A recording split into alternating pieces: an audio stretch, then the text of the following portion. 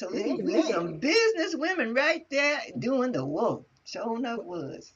Well, one thing that was important was not only did I speak against slavery, but I began to speak up for women's rights, just for that same kind of thing. That's Because it right. got to be that they were just talking about like black men and colored women were just put to the side by every side, black men, and white women.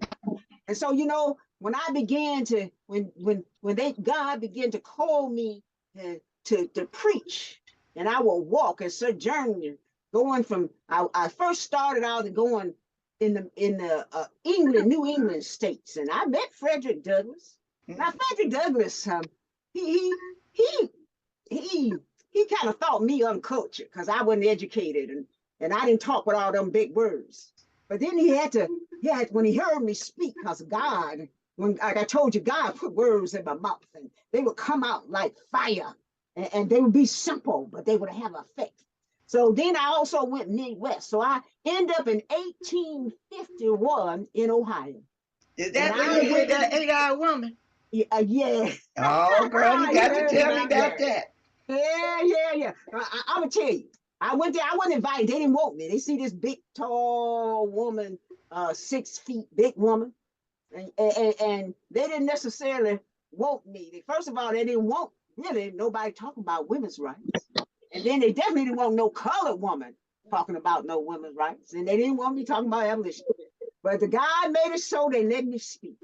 And I was sitting there listening to these. There was a lot of preachers and pastors and so-called Christian folk and Christian men sitting up there. And I sat there, kind of slumped over my head down. I kept hearing them saying it. Oh, that the women shouldn't have the right to vote because Christ wasn't a woman, and that women were the weaker sex, and you got to open the door for them. So why did they have the right to vote? And then they talked about all this stuff about Eve committing a sin, and then so then they came for my opportunity. I just took it all in, listening, and then God put words in my mouth. And when I got up there, I began to address what they said, and I said, that man over there, pointed, he say women's supposed to be lifted up in the carriage and carried over muddy puddles and given their best place everywhere. Well, I said, ain't nobody carrying me over no mud puddle or giving me my best place anywhere. And ain't I a woman? Look at me. Look at my arm. Look at my arm. I can work as hard as easy men. And then I addressed this other man there. He said, well, women can't vote and do anything else because Christ wasn't a woman. I got up and I said,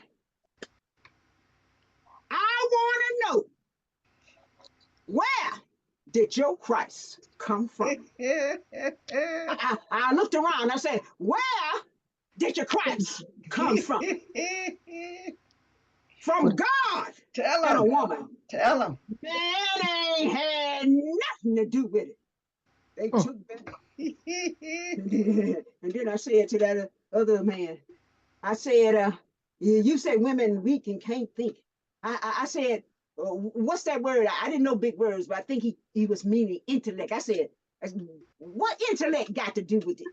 I mean, if I ain't got but a half pint measure and you got a quart, you must be mighty mean not to let me have my half pint measure.